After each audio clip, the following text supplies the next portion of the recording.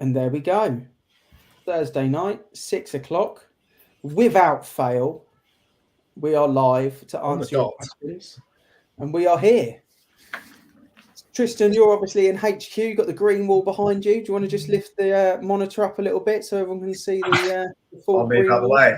Even better. There you There go. you go. It's been a little bit of snazzy filming going on there this week. Video to be confirmed. Mr. Meade is in his very well. You got what's that? London and is that San Fran or no Brooklyn Bridge? Brooklyn Bridge and King Billy. Can't do this. Yeah, nice. Got the pilot's hat there as well, just literally hovering above your head. And Paddington. Oh, I always do that. Paddington. And Paddington. And then Mike's on the sofa downstairs in HQ. How we doing, Mike? All right, thank you. Not bad at all. Not bad. Good. So for everyone that's joining us as we go live, obviously we're live on a couple of different locations. So if you could pop us a like so that we can hear you, or you can tell us that you can hear us, that would be great. If you've got questions or comments, hit them in the comments. We want a question live. We love a live question. So thanks for joining us. We're going to talk about new homes and why they're now priced differently to normal homes, or they always have been a little bit, but why that's significant at the moment. E-friendly kind of green new builds and how that coincides with mortgages and how that benefits landlords as well. So that's kind of a round robin for all of us. Does the townhouse as a design now actually have more value? Is it a more in-demand product than what it may be had been previously? Dream investment for property for a landlord, and Tristan's takeaways on the 22 guests that we've now had on the Landlord Page podcast. So looking forward to hearing all of those. Going to go to you, Mr. Meade. How's your week been so far? Yeah, very good. I think this month's going to be the month to beat the best month we've had. So yeah, it's good. And I've had some great conversations with some other developers as well about stuff for next year going into 2030. So some big stuff. What happens in 2030? Anything you can give us a hashtag beat the portals on? What happens in 2030? Well, if we're still here, no, it's just a scheme that we're looking at. It's a 6-7 year scheme. It's a nice.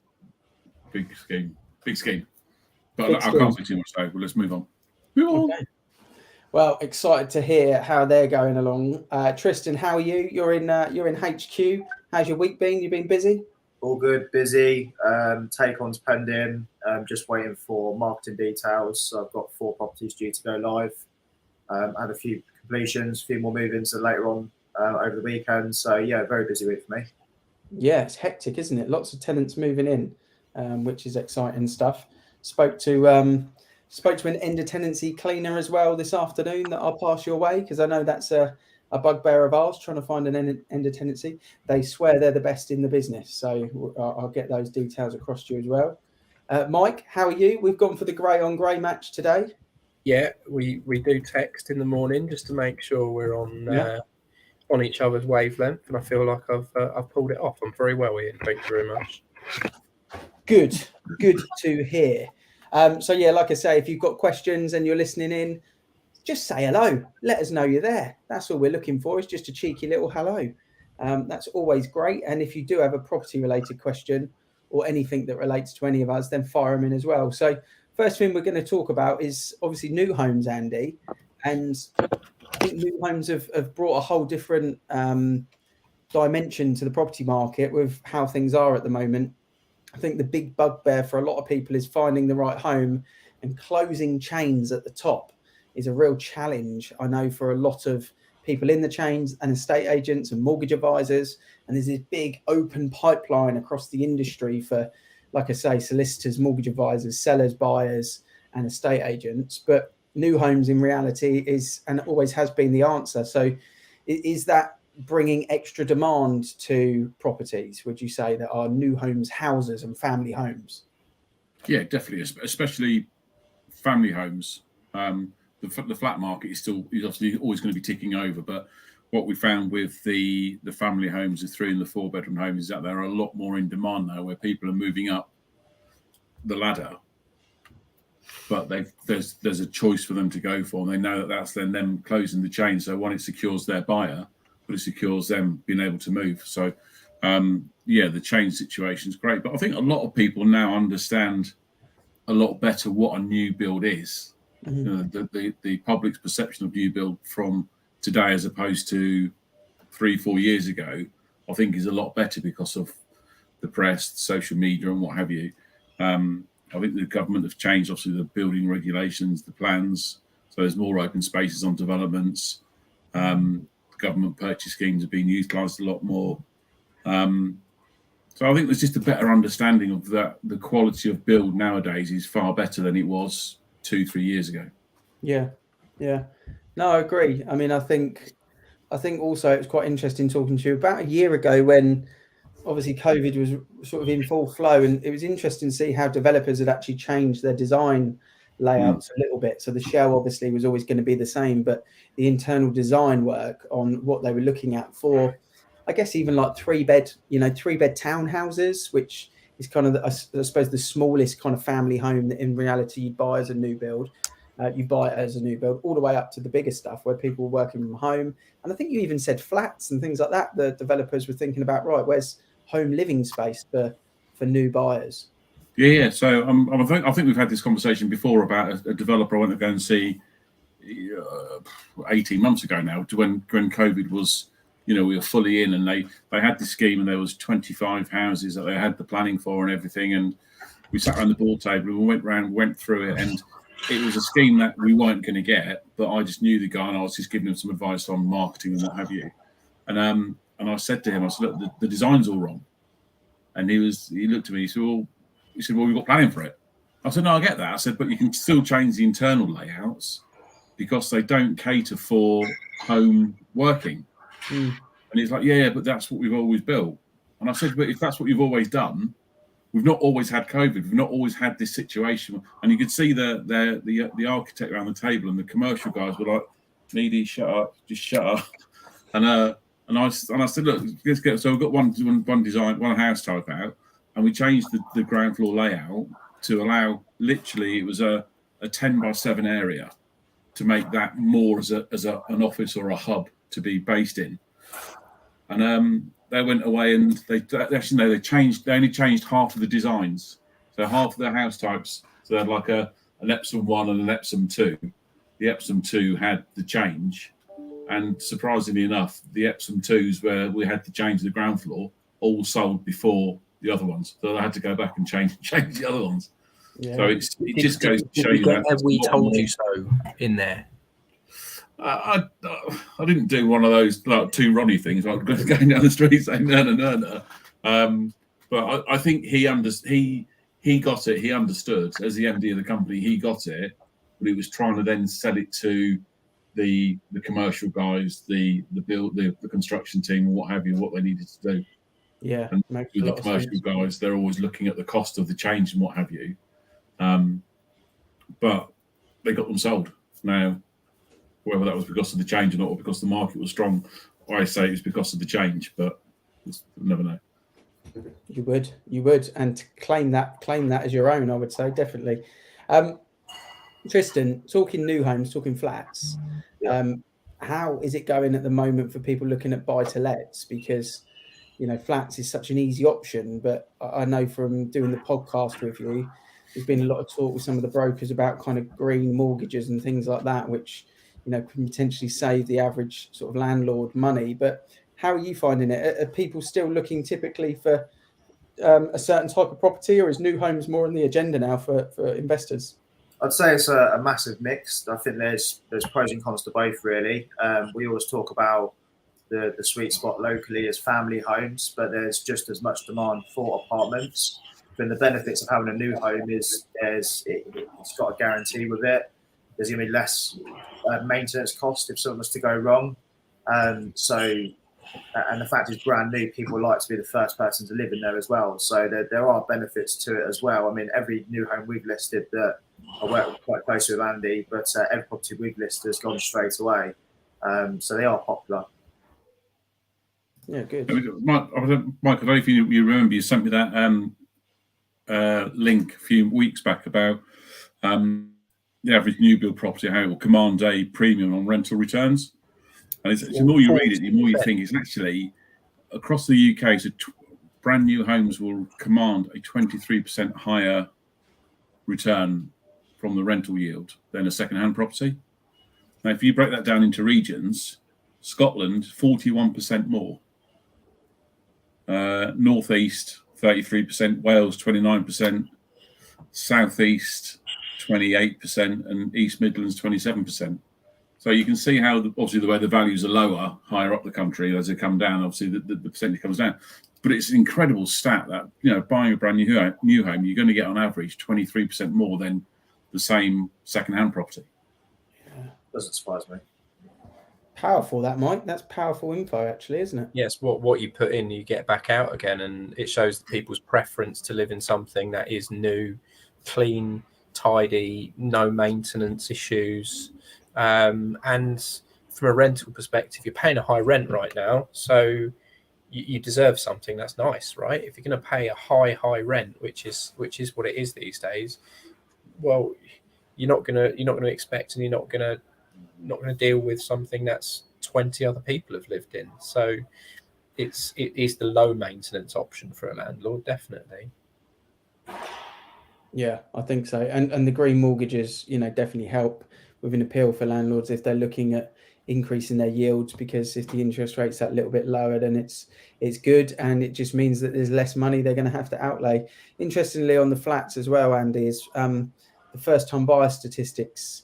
Barclays ran a report that's just come out this week, actually, and it showed in 2021 there was 98% more first-time buyers that transacted last year. So basically double the amount of first-time buyers last year bought, which is what the government's been trying to push, isn't it? They've been wanting more first-time buyers to get on the ladder. So, you've got to applaud them for that and say they've managed to achieve that. What they've also managed to do, in the way that the mortgages have been around, is they've managed to decrease the average deposit from £72,000 per first-time buyer transaction down to £61,000. So people are putting less money in to get on the ladder, which is another well done. And actually, just out of interest, the average earnings of a first-time buyer last year, I think, was just over £70,000 compared to the year previously, which was 53. So it also shows the level of what first-time buyers are earning, but it shows people are earning more money, having to put less deposit in, and obviously it's increased the amount of first-time buyers, which has definitely helped the new homes flat market. I would have thought, Andy, with especially if you look at the Help to Buy scheme, and the Help to Buy scheme up until 2020. So very much starting 2013. So to 2020. So in 7 years, there's 270,000 people bought with Help to Buy, but 82% of those were first-time buyers. So remember, the first tranche was open to anybody. From the 1st of April 2013 to 30th of September 21, that's 346,656 people have utilised the Help to Buy scheme. And they reckon by the end of 2021, because the figures have only gone up to, we haven't got the final quarter of 2021 yet, they reckon they're expecting 360,000 people to have utilised the Help to Buy scheme. It will be more than that because of the market we saw October, November, December. So that's 360,000 people. Bearing in mind that's going to be 85, 90% are going to be first-time buyers, because the last tranche was literally only open to first-time buyers. Bringing those people into the market. I think one of those hats needs to be the Stat King hat, because some cracking stats there, Andy. Clearly you've memorised just for this chat, and they're not written down anywhere. So yeah, top work. Stat Crown is awarded to Andy. Statman. Yeah, normally Tristan's the stat man, but we're going to have to pass it over, I think. Not today. I'm interested in some of your takeaways. I mean, we'll come back and talk about them again, but just some of the takeaways, Tristan, from being one of the hosts on the Landlord podcast. What are you learning from people in accountancy, mortgages, people talking, landlords themselves? trades. You know, what information have you kind of digested from that yourself that you could share with people? Yeah, I mean, there's so much to take in because every guest we've had has been a slightly different subject, obviously going into different fields, but there's a few things that has come through multiple times over and over again. And one of those that I've noticed probably 4 or 5 episodes for definite was about the importance of a power team. So if you are looking to get into property or you're in property at the moment, the importance of them growing and making it work was having that power team around them, getting a better understanding from it. So working with the experts in their field. So speak to an accountant for the advice, speak to a mortgage broker for their opinion as well, whether you're buying a limited or a personal. So that's the number one that come from that. We've got a podcast coming out tomorrow, actually. It's normally Mike's computer that sounds like it's taken off. So if you can hear a computer this time, it's actually mine. It's in the middle of rendering, ready to go out to tomorrow. But that one, we've got a few, it's an hour long, actually. We're talking about the financial market versus the property market.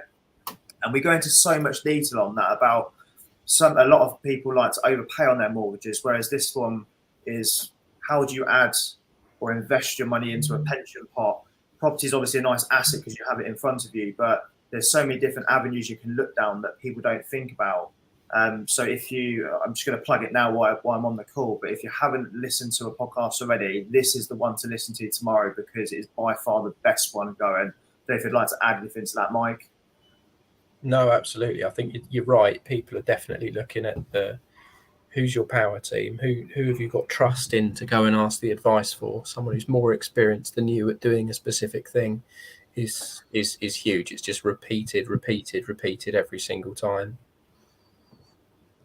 I think also the one that's coming out tomorrow, I'll just put a link into the last episode in the chat, but the one that's coming out tomorrow is a wealth advisor, a wealth management advisor, and he's talking about the impact that Ukraine's having on the financial market. So even if you're not property related, but you're just interested in what's going on with money around the world at the moment, you know, we're talking about the volatility within the financial markets off the back of, you know, the horrific events in Ukraine at the moment. So yeah, it's an interesting conversation that even at the end of it, Tristan sort of alluded to there, but it was quite interesting to hear a way that someone could invest in property and then reinvest the profits from the rent into another cash pot that was bringing in returns. It was almost like 2 investments for one. It was buy one, get one free. Everyone loves those, Andy, don't they? Everyone likes 2 for 1 deals.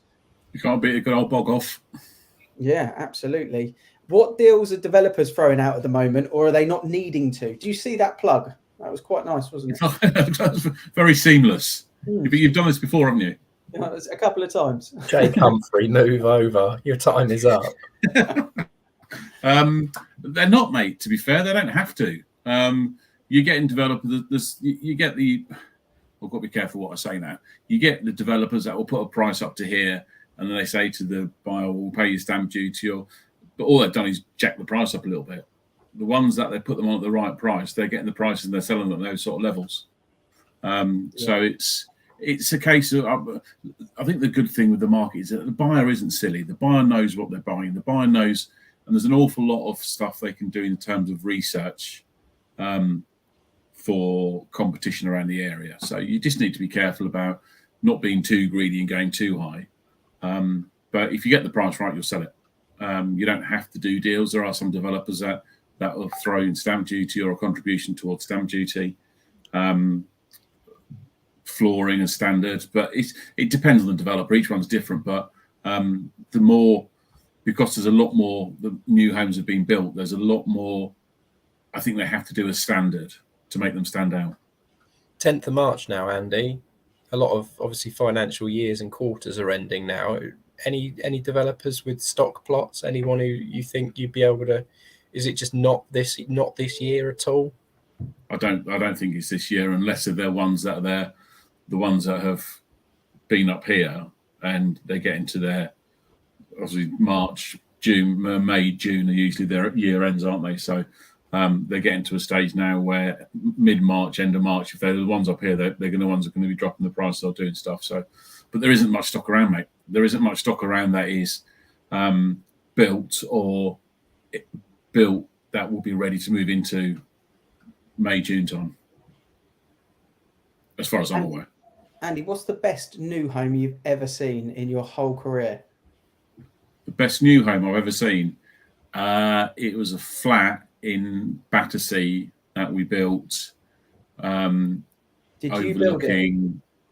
It was a 24-story block. Yeah. And you could see everything. You could even spit on Stamford Bridge. You wouldn't want to do that in COVID. You might as a Leeds fan. Yeah, but it was incredible because you can see everything. You could even see the tower at Heathrow and the Canary Wharf the other side. And it was great first thing in the morning. As much as I'm not one for heights, you go up there first thing in the morning when the mist was up, and you could see the Canary Wharf tower just above the skyline.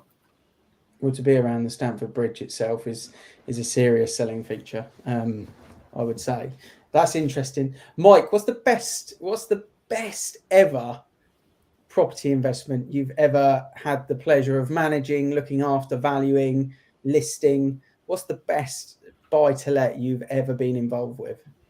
The best buy to let? I don't know. I mean, sorry, Luke has just asked Andy. Did you build it though? We built it. Did you build it? Were you on the tools? I didn't build it. No, I sold it. I didn't build it. I sold it though. It wouldn't have been the best flat you've ever seen if Andy had built it, Luke. Let's be honest. Sorry, Mike. Back to you. Best buy to let ever. I'm going to go down the company line of the best and the cheapest investment is the one you make today and not tomorrow. So if I go back 15, 20 years to when I first started, even if I thought someone was making an average investment, you look back and they probably doubled their money, tripled their money. So that the best investment I've ever seen is someone who did it as long ago as physically possible. So chances are it's the first buy-to-let I ever sold in 2005 was the best one because it's had the longest time to appreciate. That's cryptic answer. What a logical on-the-spot question there. Answered well. Can I tell you a very funny story about you saying that? What's the best you've ever done? And if my brother's listening now, he will start laughing now. We were out for a curry, a load of us. One of our mates is a window cleaner. Get ready to mute this. Get ready to mute this. No, it's not. All right. There's no rude. And he's a window cleaner. We just talk around, and he's a lovely bloke, but not the most enigmatic. And I said to him, and bear in mind we've been drinking quite a while. I said, so what's the best window you've ever cleaned? And I joke you not, he's gone,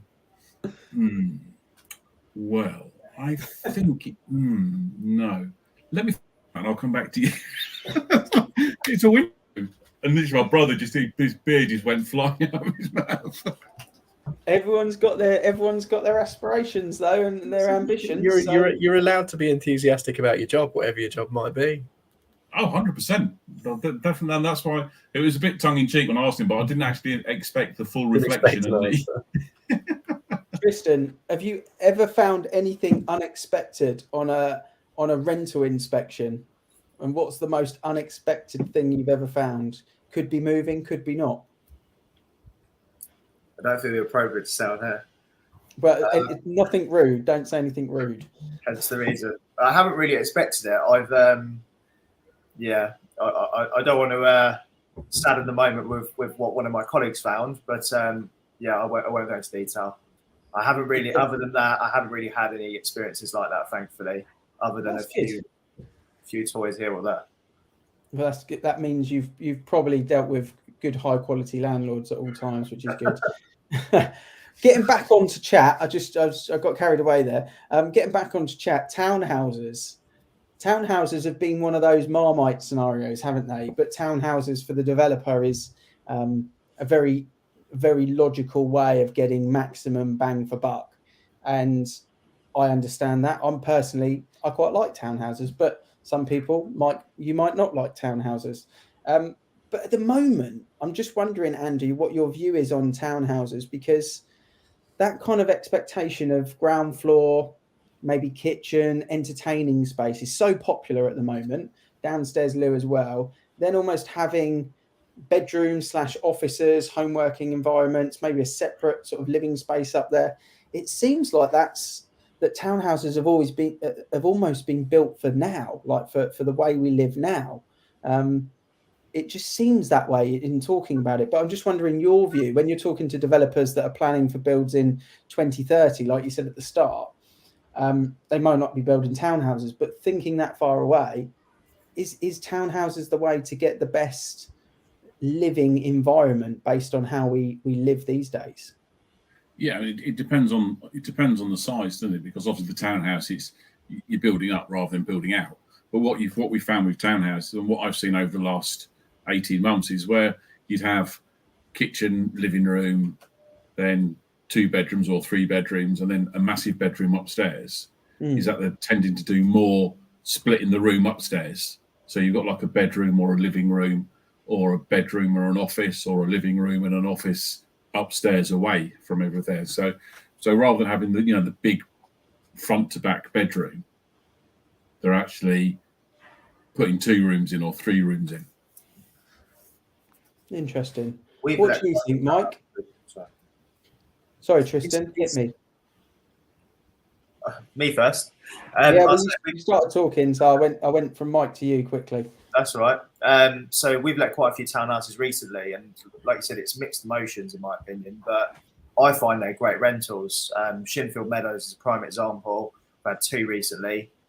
One of them, it was massive. So downstairs I had a big, it's technically the dining room, but it could be a living room, open plan kitchen that backs onto the garden. And then upstairs you've got a big reception room and then 3 double bedrooms. The master bedroom being, like Andy said the whole floor with the ensuite bathroom, walk-in wardrobes.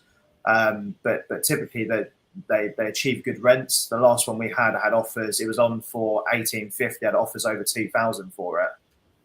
So there is high demand for them, in my opinion. What do you think, Mike? Would you go for a townhouse?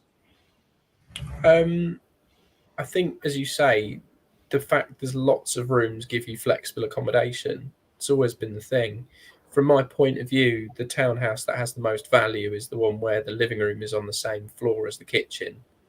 That's what I would describe personally as a non-negotiable. They're the better ones. I've seen ones where the kitchen is a different floor to the living room. I don't feel the flow is good for me personally because I've got young kids. So that's my personal take on it. But the space that they provide against value is very, very good. And you get extra fitness too.